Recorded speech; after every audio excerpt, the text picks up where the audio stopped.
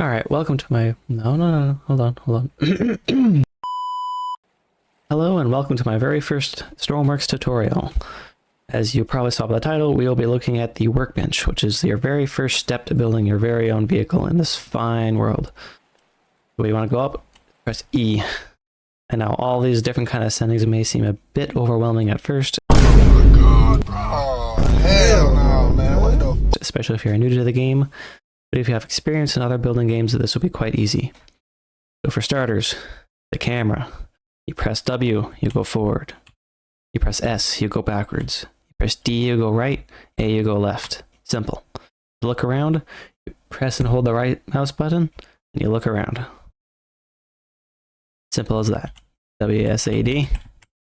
Move around. If you look up, you press W, you go up. You look down, press W, you go down. Simple. An additional thing that is really useful is E and Q. Press E, you go up. Q, you go straight down. This is very helpful so you don't have to keep doing this. You go up and down all the time. And second, if you don't like this kind of camera feature type thing, you can go over here. Change your camera settings to have in orbit mode, because right now we are in free mode, which is we're free, we can look around, we can do whatever we want. Yay! Orbit mode will lock us to wherever the pivot point is, which somewhere around here. It doesn't let you see it, which is odd, but if you move it forward, you can zoom out and orbit around a central point, which is essentially the middle of your screen. The more you zoom in, the smaller you orbit. The more you zoom out, the further away you orbit. And then you can reset your camera to have the orbit in the very middle if you'd like. Personally, I never use orbit mode. It is not my favorite. I like having my free roam. And now let's move along to the other ones, now that you got that started. This button here is your inventory. If you're in creative mode, you will have access to every single one of these blocks. I am not explaining any of these. That's not in this video. But you do this, all your blocks, type in here whatever you want. This is if you have any mods. Groups from A to Z in their names. Groups in category, which I just have as a default because I know everything is that way. And then groups none is just everything everywhere, which is just too cluttered. And you can also press tab. Should be the hotkey. And if you want to bring something down into your hotbar, you can do so by clicking it, dragging it, and then letting go. And then it will then be in that part of your hotbar. So that way you can be building and quickly swap between what you want. Simple. And now we're going to move on this right side here. This editor warnings. If you are missing a logic node or whatnot, you can have this on, kind of more advanced, to help you debug your vehicle if something isn't working right. World view, very simple, lets you see the world around what you're editing. So if whatever you're spawning is very fragile and you don't want it to spawn in the air, you can see where your vehicle is in this world view. The measurements. The visibility of measurements when placing blocks. It lets you see how far you're placing. So if you click and hold the left mouse button and drag, you'll see on the bottom right that there's measurements. So there's different axes. As you can see up close, the red is the x-axis, which goes left and right. Y goes up and down, which is green. And Z goes forward and backward. So as I'm moving along the Z-axis, you can see on the bottom right, this is 2 meters, 4.25 meters, 7 meters, and so on. That's the measurements tool. If you turn that off, you will not get any of that. So yes, measurements. I keep it on. It can be useful. I kind of just ignore it unless I'm building something realistic. And then grid lines. As you can see, when placing stuff down, there's black lines everywhere. If you turn off grid lines, it looks weird. You are now placing solid white blocks. I don't like this. I keep this on. It lets you see what you're doing and be more accurate. And next up, rotation labels. I turn this off right away because it is way too cluttered. Whenever you're placing a certain block, like say a pipe, you press J to rotate it on the x-axis, K to rotate it on the y-axis, and L on the z-axis. So yeah. You can rotate things using these. You can try to learn the labels, but I can just forget them and just wing it and just spam these buttons until I get it where I want it to be.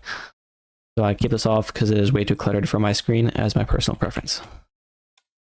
Next up, direction arrows. I keep these on because when you're building something like, say, a car, for example, these are the direction arrows. Let you know which way things are going. Wheel give power, wheel spin this way, counterclockwise. You turn this off, you don't know where the wheel's going to be spinning. The wheel will spin, but you don't know where. I keep this on. Next up, center of mass. This is extremely difficult to get used to. There's nothing more complicated than this button. And what it does, it removes the purple cube. I know it's hard to get your head around that, but trust me, you can learn this. Purple cube go bye-bye, purple cube go there. It is way too simple. It is the center of mass for the vehicle. If you move more weight to one side, it moves to where the center of gravity will be for this object. And that looks weird. I'm going to remove that now. I keep this on just because it doesn't bother me, and it kind of helps when I'm trying to balance out a boat or an airplane or whatnot. Anyways, next up, camera, we did that. Section plane, to see inside areas. Let's make ourselves a box real quick. A small, teeny, tiny, little, tiny box. Boom. Epic cube. Anyway, this kind of cuts our vehicle temporarily. On the x-axis, should be this way, I think. Ah, I was right. It will cut your vehicle. So it lets you see inside of some of your vehicles in some areas, and that can let you build inside too.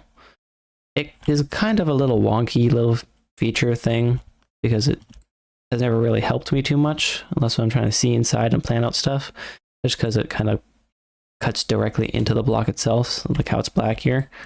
So it can be helpful in some areas, but I kind of just leave this alone. If the arrow gets in your way, you can turn it off by pressing this. You can turn it back on.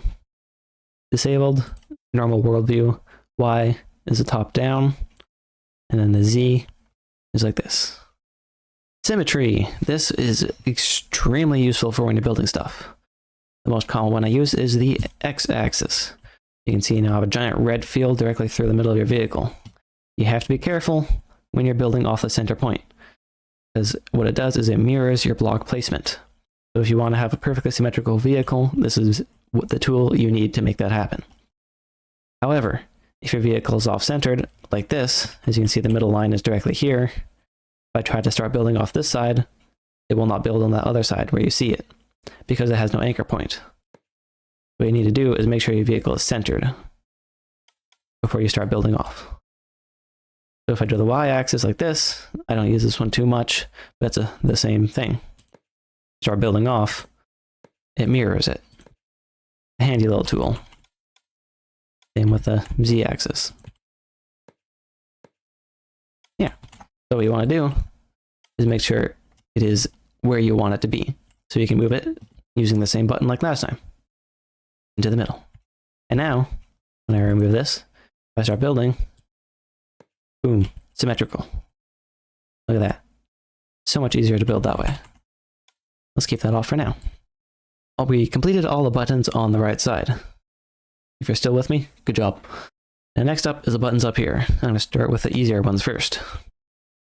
The undo button, your best friend when building. So if you're like, I'm going to make the perfect cube. Oh no, I messed it up. What do? Do I want to delete them all at once? No, you don't. You want to use the undo button. You can click it individually to undo each action, or what you can do is press Control and then Z. So you want to press and hold the Control and then click Z. Boom. Gone. And then the redo button, also your best friend, brings back what you undid. And just for this, you can also use Control and then Y to bring it back. So Control Z, Control Y, Z, Y, Z, Y, Z, Y. Easy peasy. Just like that. And next up, Select Tool. Not particularly the easiest one, but I'll go through it anyway. This is what you want to do to edit certain components, like a wheel. Slap a wheel on, click Edit. We can edit the properties of some items. So for a wheel, we have the tread. All around is speed and grip combined. And you can change the values and whatnot, whatever you want it to be. Tire pressure, stuff like that. Double wheel. What? Double wheel. So yeah, edit tool. I won't go into how that works, but that's what it does. It edits components. And then the erase tool. Also your best friend. You've already seen me use this one, and I should have probably mentioned it earlier. You click it, you can delete stuff. And if you want the hot key, or the quick button to use it, is X. If you're building, oh no, I messed up. You press X, and you can delete stuff. Boom. Super simple. And then the move tool. Along the different axes of your vehicle, you can move it around. Forward, backward, up, down, side to side. And this can be combined with world view. If it's too high up, you move it down closer to the ground. Now it is very close to the ground. Whoa, whoa, whoa. So yeah, you move your vehicle around. And selection grid. This is also very useful. So when you turn it on, you get this. Now this looks a bit confusing and a bit overwhelming. But first and foremost, it gives you a small little cube. You don't know what that is, but you move it around, and it doesn't really do anything besides go through your vehicle. And this, pretty much, is your selection grid. Right now, it is a 1x1 cube, not very big. If you want that bigger, you can click Resize. And now you see how it's all changed. You can grab these and pull them. And you know, now you are stretching your grid. You stretch it to whatever size you want. And then once you have selected what you want, you can either move/cut, which will take the entire thing that you have selected and cut it away from your main vehicle. If it is your entire vehicle, you will just now be able to cut it. If you copy, you make a duplicate of what you have selected. So let's do a copy first. If you click copy, you now have this highlighted thing, and the axes are back. You have the reset to reset it back to normal. You can save. You can save what you selected as a different vehicle. And you can clear, which will just clear what you have selected. Paste will paste what you've copied, of course. You can move it off to the side. And if you want another one of these, click paste. And you can remove this. Boom, 2 cubes. Magic. And then you can paste as many as you want. You can also press Control V. It'll also paste it as well. So yeah, Control V will paste what you have selected. Now we have 3 cubes. Let's cancel that and then select another one of our cubes. Using the move grid, you can move your grid back to wherever you want. This is useful. If you move and cut, it's almost like copy, but you take what you've selected instead of making a duplicate of it to move around. This is also very useful when editing your vehicle. If you clear content, boom, it is gone. Just like that. Reset grid. Resetting your grid will bring it back to 0, 0, aka the middle of your vehicle, by the way. And some useful things you can use for this selection is Shift, Control, and H. Press Shift, you'll expand your grid to wherever you're reaching to. So if it's in the middle of your vehicle and you want to reach it all the way to some corner of it, like over here, press Shift, and then you click. You want to extend it forward, Shift, and click there too. Now I've selected both. If I press Control, you'll select each individual thing that you're looking at. So you can only pick one wheel, one lamp, headlight, whatever you want. You're picking just that individual item if you press and hold Control. Shift stretches, Control just picks one. And H lets you see your entire vehicle while you're doing it. If you press H again, it'll hide it and give you that shadowed version of it to be able to see inside your vehicle and select what you want properly. This can be very useful in different situations. So, that's a bit more complicated, but yeah, whatever. So, if you understand it, you do. If you don't, that sucks. Too bad. Leave a comment. Maybe I'll respond. Next up, merge. Different colors you see. This can be confusing at first, but once you get the hang of it, it's really simple and straightforward. The merge tool lets you merge different vehicles together. So your main vehicle is identified as red. And then the second one is green, next one will be like blue or something, and so on and so forth. They all change colors. That way you know which grids are different. Now subgrids are not connected to the main body of the vehicle. This is important, especially with a physics setting later that I might talk about, but probably not. So, what you can do is merge them back together if you want them to be one vehicle again. The problem is you can't merge them unless they are touching. So if you want these to be the same vehicle, you have to build off of it until they are touching the other subgrid. Then you are able to merge. Once you do that, you spawn it in. They are one vehicle now. They are just one. So, what happens if they are different vehicles, you ask? Well, let's use a select tool, cut it, repaste it, leave it, check our merge. You will see they are now different vehicles. You spawn it in. Boom, they have separated. As you can see, they are no longer one vehicle. They are independent objects. However, if you return at least one of them to the workbench, it will take both. So that is the merge tool. Different things will create different subgrids, especially different items. Like, most commonly, the pivots. If you take any kind of these pivots and put them down anywhere you want, check the merge, you will see it will have a different subgrid on. However, since these are on a component, no matter what we do, we cannot merge these to the main vehicle because they are independent, they are separate. It won't work. However, you can connect these to a different subgrid. Like that. It won't work anymore because the pivots won't turn because they're connected, but you can do this. This can be applied for certain things, more support or whatnot. You know the drill. Works, stuff like that. Let's delete this now.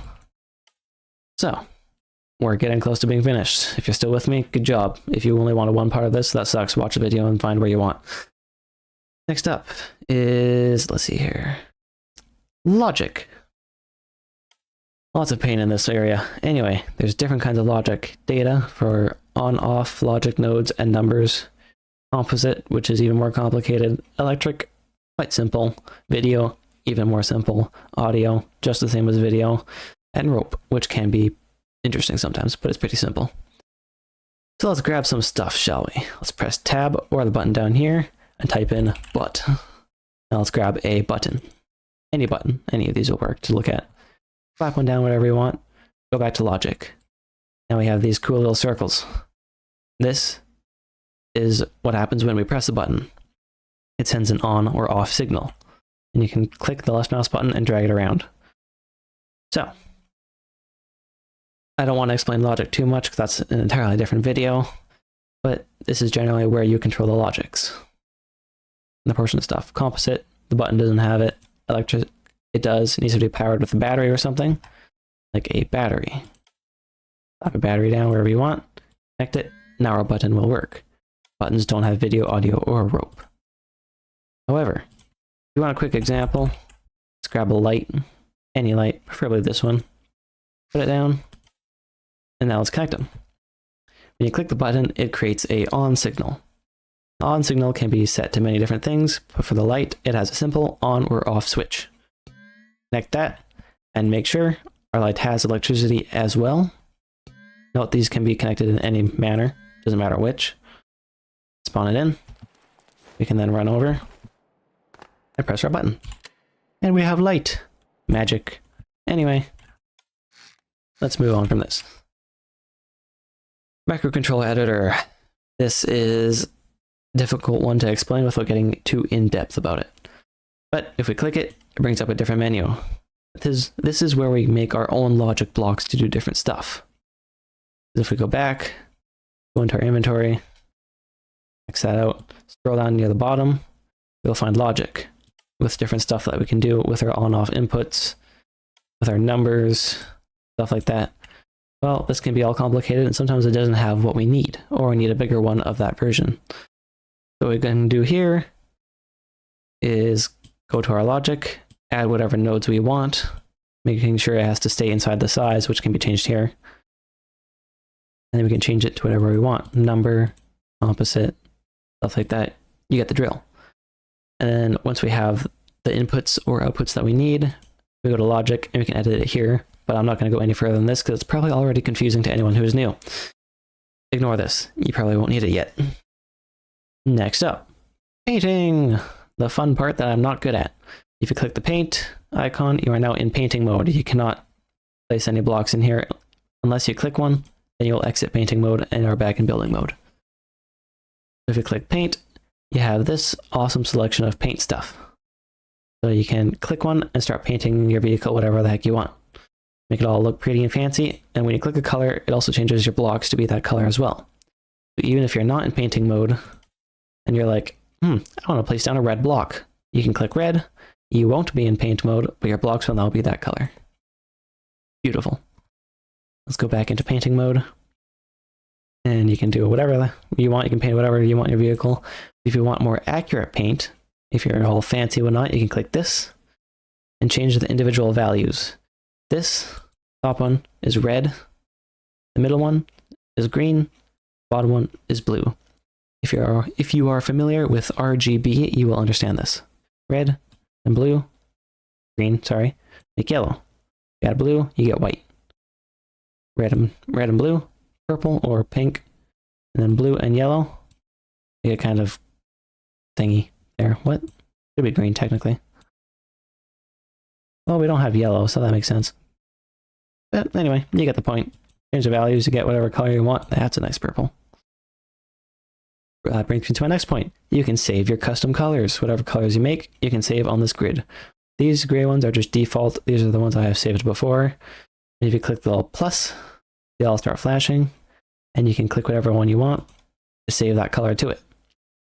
So if you're painting your vehicle blue or not, and you're like, I want some nice purple, you can go here, click it, click the color you want, and start painting it purple. Or whatever the heck this color is. So there's that. And you can change your paint settings up here. We're in normal paint mode, but if you want to change it, you click it. And we have these, which can be very useful. The additive can only be used for certain things like buttons or a certain paint block that I'll ignore for now. But for buttons and whatnot, you can change the middle button color of them.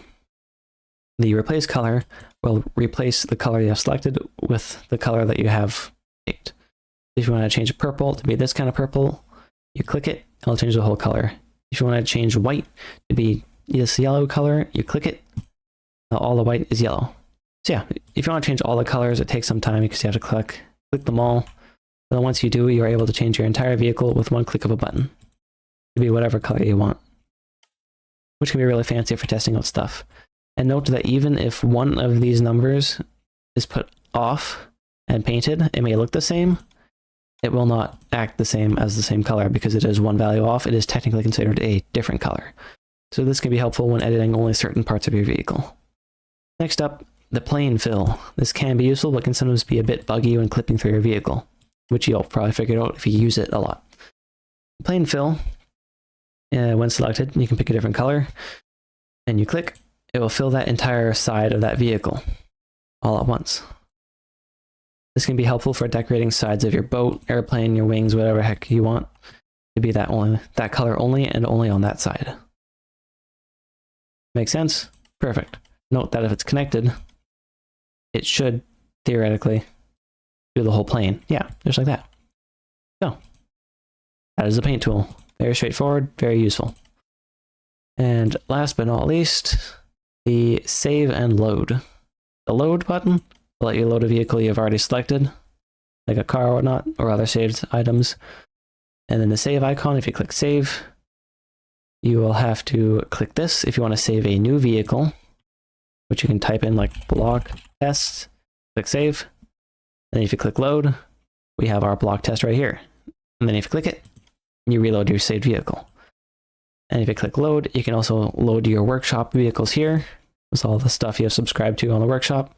The presets, which are stuff that the devs have made and automatically come with your game so you can play with and test and look at and, learn from. And the backups of all the vehicles that you are making and have made. You can go here just in case you mess something up so bad you can't fix it. You can go here and save your vehicle, which has helped me more than once. And then we got the new vehicle, which if you click and confirm, it will clear your current vehicle and you're back to the square one simple cube. And Steam Workshop, where you can publish your stuff to the workshop once you are done. Simple as that. And of course, you probably all know this, the exit. You exit without spawning anything. And then this will spawn in your vehicle. Ta-da! Just note that if you accidentally delete the middle cube, you have nothing to place on, and we'll probably have to just renew. I don't know why you would do that, but, well, there it is. Also, a few extra kind of helpful tips is if you press shift and move around, it moves your camera very slowly. This is very useful when you're trying to go inside your vehicle into very small areas and edit small things. It can be very useful. You should probably remember that. Next up is F. Click F on a part of your vehicle, you'll zoom over to that side and we'll focus onto it, which can be used on bigger vehicles like a boat. Then Control will eyedrop your component. You press hold Control and click, you'll get that thing you're looking at, which is useful when you're like, I want this, but I don't want to go into the inventory. Control, click, and you have it. This can also be used with paint. If you're painting something, go back to normal, and you're like, I want this black. Press Control, click, you'll now have the black. Simple, really easy. Pretty straightforward. If all this was rushed and you don't understand it, you can always rewatch it or try to comment and I'll try to help you. This is just something I wanted to do so that way I could try to help out any newbies, since there was no tutorials like this to help me that I could find when I was new to the game. So I hope you enjoyed. I hope it all made some kind of sense to you guys. And yeah, hope you enjoyed the video. Have fun with your new building techniques, and I hope you learned something from this.